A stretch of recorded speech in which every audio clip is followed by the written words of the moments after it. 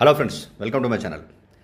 BC రిజర్వేషన్లకు సంబంధించి Congress party వైఖరి మీద అటు బీసీ సంఘాలు ఇటు విపక్షాలు మండిపడుతున్నాయి. ఎందుకనంటే కామారెడ్డి డిక్లరేషన్ ప్రకారం బీసీలకు విద్య, ఉద్యోగాలు, రాజకీయాల్లో 42% రిజర్వేషన్ కల్పిస్తామని ఆ పార్టీ హామీ ఇచ్చింది. ఈ మేరకు ఎన్నికల మేనిఫెస్టోలో చెప్పింది. పదే పదే డ్యూరింగ్ ది ఎలక్షన్ పీరియడ్లో అన్ని మీటింగ్లలో కూడా చెప్పింది.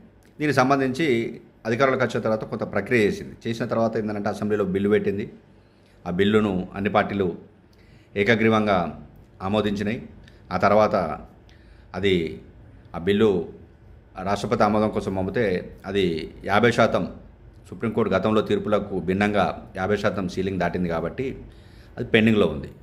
అది ఉండగానే దాని మీద కొంత అది 9వ షెడ్యూల్లో చేర్చాలి. అది ఒకవేళ అది అమలు కావాలంటే 9వ షెడ్యూల్ చేర్చాలంటే కేంద్రం తలుచుకుంటే అవుతుంది కాబట్టి ప్రైమ్ మినిస్టర్ను కలవాలి. అఖిలపక్షాన్ని అక్కడ తీసుకుపోయి ప్రైమ్ మినిస్టర్ను అడిగి 9వ షెడ్యూల్ పెట్టేయాలి. తమిళనాడు తరహాల మనం కూడా సాధించుకోవాలని అంటే గవర్నమెంట్ ఆ ప్రాసెస్ కూడా చేయలేదని బీసీ సంఘాలు విమర్శిస్తున్నాయి. ఈ నేపథ్యంలోనే రాష్ట్రపతి దగ్గర పెండింగ్లు ఉన్నాయని గవర్నర్ దగ్గర మళ్ళీ ఒక ఆర్డినెన్స్ తీసుకొచ్చారు. అది కూడా గవర్నర్ దగ్గరనే ఉంది. గవర్నరు ఏ నిర్ణయం తీసుకుంటో తెలియక ముందుకే మళ్ళీ ఒక జీవో రిలీజ్ చేసింది. ఈ జీవో రిలీజ్ చేసిన తర్వాత ఏమైంది, ఆ జీవో 9 మీద హైకోర్టు స్టే విధించింది. సుప్రీంకోర్టు కూడా అసలు అది 50% దాటింది కాబట్టి అది చెల్లదని చెప్పింది.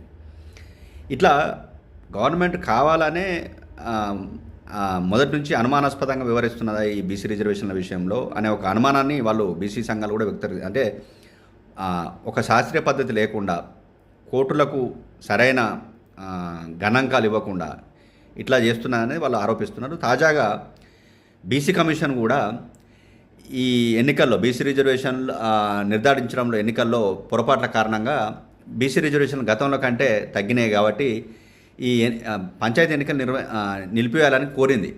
ఎందుకనంటే గత పంచాయతీ ఎన్నికల కంటే ప్రస్తుత బీసీ ఇప్పుడు ఈసారి ఈ రిజర్వేషన్ల వల్ల వీళ్ళు 42% పక్క పెడితే గతంలో కంటే తగ్గిందని 1.39% రిజర్వేషన్లు తగ్గాయి కాబట్టి పొరపాటును వెంటనే సరిదిద్ది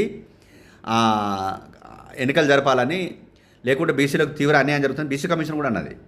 అంటే దీని పరిస్థితి చూడండి. అంటే 42% హామీని నిలబెట్టుకోకపోగా ఉన్న రిజర్వేషన్లను కూడా తగ్గించే ప్రయత్నం చేసింది. అందుకని బీసీ సంఘాలు ఏమంటున్నాయి, ఈ పార్టీ మొదటి నుంచి కావాలని ఈ వ్యవహారంలో చిత్తశుద్ధి లేదు. ఈ పార్టీకి జనరల్ స్థానాలలో ఎక్కువ మంది బీసీలు పోటీ చేయాలి అని చెప్తుంది.